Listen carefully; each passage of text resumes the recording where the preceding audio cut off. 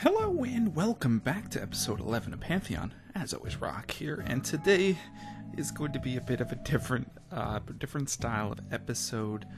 I'm going to be doing mostly post commentary and doing a bit of discussion and a bit of talking. And in the background, you should be seeing me. I'm heading back in to the Dormant mines, sped up without commentary.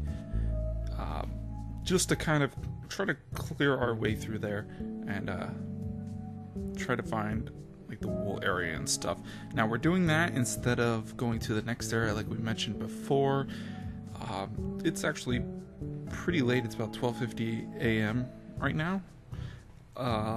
As I just got home not too terribly long ago, and it's a bit late to start recording a full episode, so I'm going to be recording just a post-commentary kind of discussion and then just having play videos sped up in the background, so the me running around will be sped up a bit, and hopefully we'll find the area, find our way to the next area. But today what we're going to be doing is doing a little bit of a general design theory discussion. Now, I've mentioned, in general, kind of discussing the Dormant mines overall, and what I kind of didn't like about it, in a more civilized manner, I guess. I think some of the comments that I made in the episode were probably a bit harsher than I would necessarily have made, due to kind of just being angry at the area in the moment. But let's go over some general things. So, first we'll talk about what I disliked about the area, and then we'll go over some general design theories. So overall, the area, there's a handful of things that I didn't like about the area that kind of provided a very negative gameplay experience for me. The first of which being not having the appropriate gear in order to beat that area. Now, we did have a set amount of gear that we've collected throughout the first intersection and as we moved into the second intersection, but with the sheer size of this area, the Dormant mines area, it makes it really hard, especially if you make a mistake and you end up dying. It's very easy to get into a situation where you don't really have the appropriate resources that you need to complete the area. And with how large the area is, it's very easy to get deep into it, die, and then it taking more than 5 minutes to get back to your gear, causing your stuff to despawn. There can be situations like that, especially if it's in a very congested, mob-filled area, with like for example, the super speed creepers that we saw. Dying to a super speed creeper caused us to die, obviously, and drop all our loot. Now, getting back into a position that we were able to collect that gear becomes very, very difficult and very frustrating, because in order to get your loot, you have to get down and close enough for the super speed creepers in order to you have to get pretty much close enough for them to spawn to get your gear, which makes it incredibly more difficult, because then they're going to start charging you, and if you don't get your sword or you don't gather all of your stuff to get out, you can potentially lose some stuff really easily. Another thing about the area that I didn't like from what I had initially seen is that the chests themselves didn't really provide anything useful in them, or anything that was, good that we would want. The third thing overall was just the sheer size of the area. For the map being a 5 intersection area, usually you want the size of the areas to kind of scale up as you go through. So, towards the beginning of the map, you're probably going to have much smaller areas than towards the end of the map, which will probably be much larger areas. And then I think the last thing was kind of the aesthetic quality. Now, personally for myself, aesthetics aren't nearly as important as the gameplay, but they do help when you have an area, excuse me, that's majority of, it's very bland, very monotonous. It makes things a bit, I'm not quite sure how to say it, but it makes things a bit worse. It's hard to get a point of reference, because, you know, there was very particular points where we could kind of make a point of reference, you know, like, look, the glowstone lamp little vein, or the emerald ore vein with vines on it. Those are kind of some point of references you can make. But once you just have, you know, these cobblestone silverfish blocks pretty much everywhere else, it becomes really bland and becomes a little bit boring to look at and to kind of go through it. So in general, those are kind of the main core issues that I had with the area, and that I hope that I don't kind of experience with other areas. So now we're going to go over some general design theories that kind of theories for me. Now, they're not, to kind of preface this, they're theories. They're not set in stone facts that you have to follow to the T. They're meant as a way of guiding the map maker to make an area that provides a good experience for the player. Now, you don't have to follow them, like I said, to the T, but they do provide a good foundation. So if you're unsure of how you want the area, I guess, they do give you kind of guidelines on how, kind of a good way to go about making the area. So to reiterate, they're not rules, they're suggestions. So let's start with providing the player with the appropriate resources to complete the area. Now, this becomes very important, especially the more difficult the area becomes.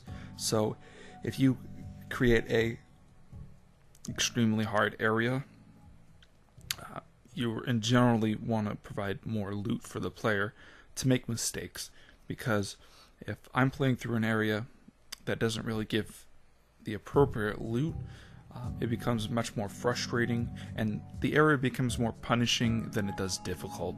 Now, there is a difference between punishing and difficult. With difficult, you know, the player can kind of look at it and go, okay, I see what I made the mistake in. Let's see if I can approach it a different way to get to beat the area. With punishing, it's more of it becomes more of, well, I couldn't really do anything. The map kind of set me up to fail. So in general, you want difficult, not punishing. Putting players in a situation where it's out of their control of what they can do, or kind of providing pretty much a situation where there's not really much win-win situation for the player. It's kind of lose-lose. It's a very bad thing to do, which kind of the appropriate resources to complete the area kind of mixes and matches in with there.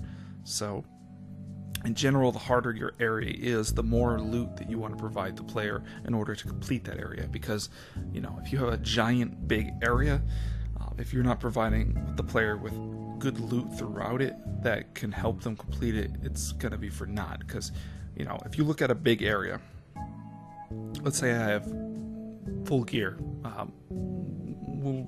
doesn't matter what gear, but we have full gear, and we start progressing through the area, we're gonna be, it's bound to happen that we're gonna be taking damage from mobs, and our durability on our gear is gonna go down, as well as durability on our swords if we're fighting mobs. Bows, it's not as important with bows, because kind of bows have, you know, quite a bit more durability, or they have a lot of durability that doesn't get expended really fast in comparison to a sword, for example. So, you know, as we're progressing through an area, it's not uncommon for a sword or pieces of gear to get heavily damaged and end up breaking. Now, ideally, the way the area is designed is you'd be able to find replacement gear as you go, because ideally you want the player to be engaged in the area and stay in the area as that you want them to be in the area more often than they are in base, recovering, getting new gear or recovering from situations. So if you could provide gear, more so for large areas or hard areas, if you can provide gear as they move throughout the area through chests and various means like that, that's something you should almost always do. If I'm going into an area, especially a large area, if I can go through that whole area without ever having to go back to base, because the area gives me food, it gives me tools, it gives me weapons, it gives me, blocks and armor and stuff, that area is golden. Pretty much, ideally, you shouldn't have to leave the area in order to complete the area. That's kind of that theory with that. Now, another theory is rewarding the player for overcoming a difficult challenge. So for large areas, you want to give the player some type of reward, something that they're going to strive for, and that they know they're striving for with completing something. Now, it doesn't necessarily have to be a whole area. It could be just a side branch and stuff. So, like, you have your main path goal, get to the wool. That's kind of your main goal. Now, if you make that main goal extremely difficult to get to, you should provide the player with some type of reward for overcoming that challenge. So, you can have a little wool room or disc room or whatever monument piece kind of room you're looking for, and providing the player with chests of resources that reward the player. So this is kind of it's for giving the player a sense of achievement. So, like, I completed this really hard area and I received some gear or some loot that was really good.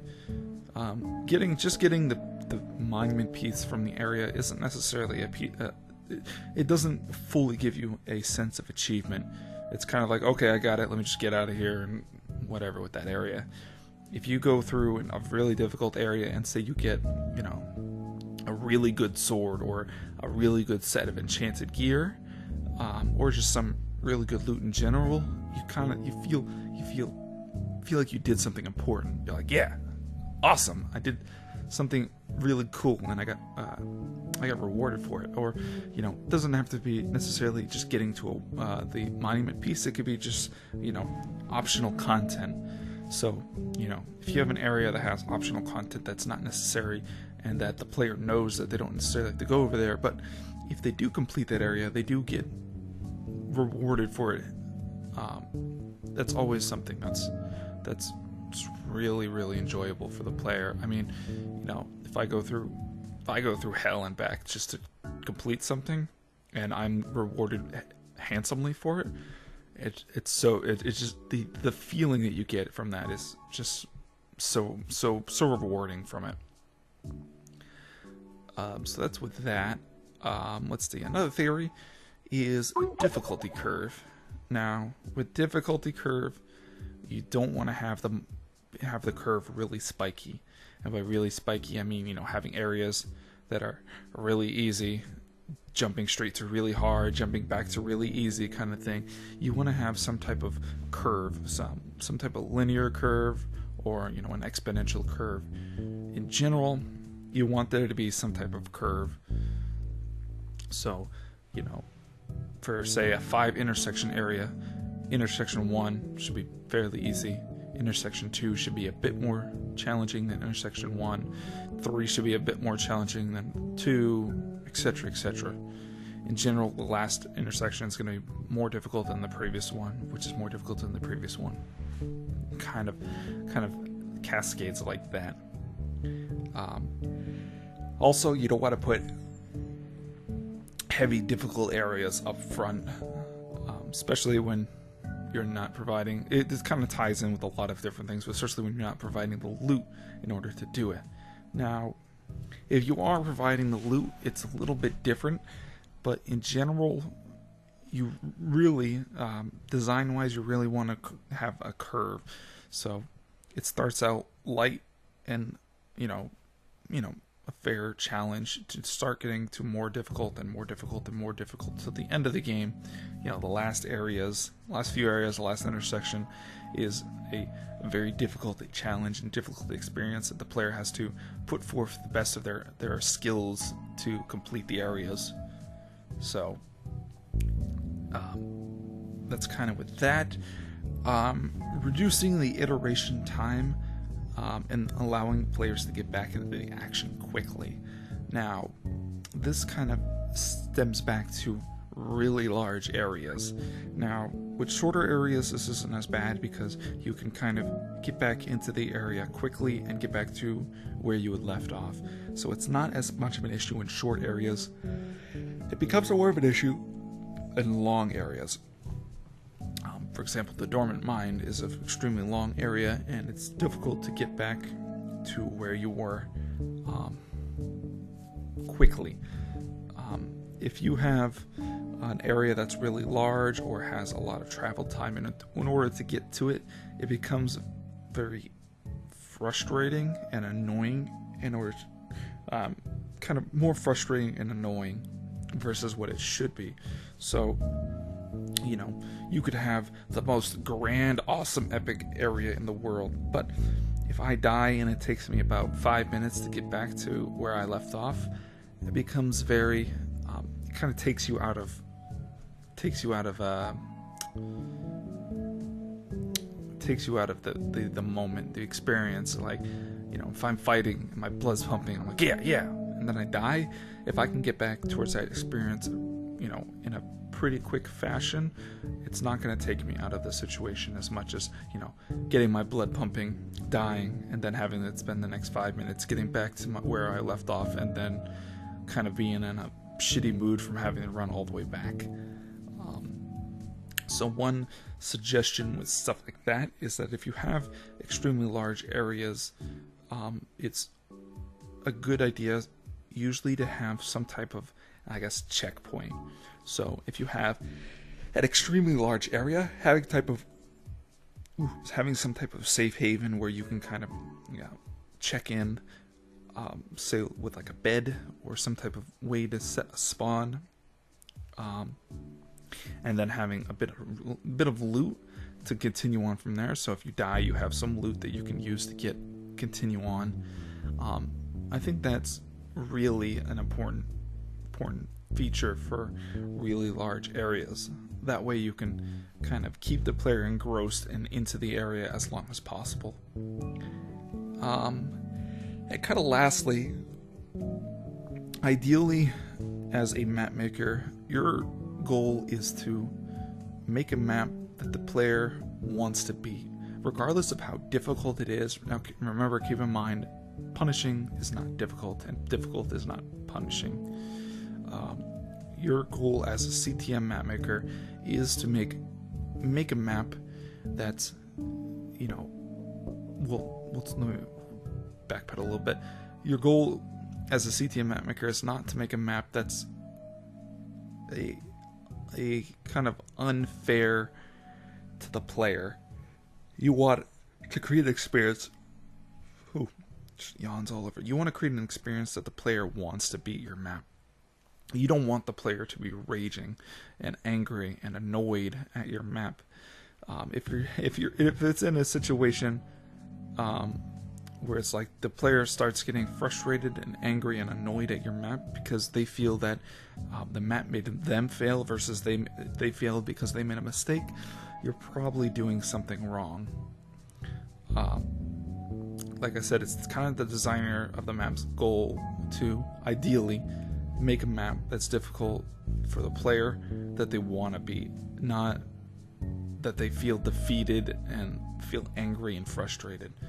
So, you can make hard maps if you want, you can make easy maps if you want, but your overall goal is to provide the player with a fun experience that will make the map memorable to them.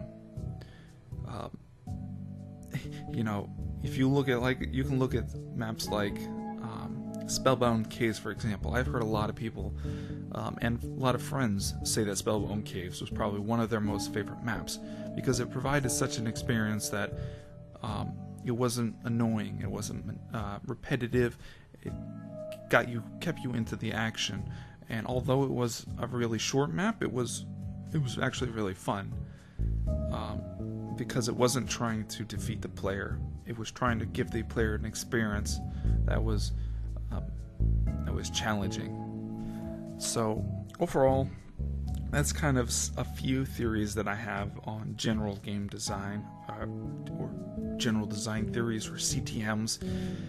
And I'm sure there's quite a few more that I can't think of off the top of my head, but I'll be leaving those for probably when I start getting into my CTM design episodes of stuff that I eventually plan to start doing whilst I'm making my CTM map. So thanks for listening to my ranting. If you have any suggestions or comments or questions regarding any of that, do feel free to leave a comment down below. But I'll be signing out with the voiceover. The episode will probably still be going as I'm kind of exploring around a bit, but it'll be sped up, so I'll also have some music going on in the background. So feel free to stick around and continue watching me as I try to finagle my way through the area and look for the wool area. And then next time we'll start a new area, and if I do get the wool, I do manage to find the wool, I might jump back in. I'm not sure. If not, I'm gonna just keep it on recording, and you'll see that. So thanks for listening to my rant and rave and comments and all that, and I'll catch you guys next time.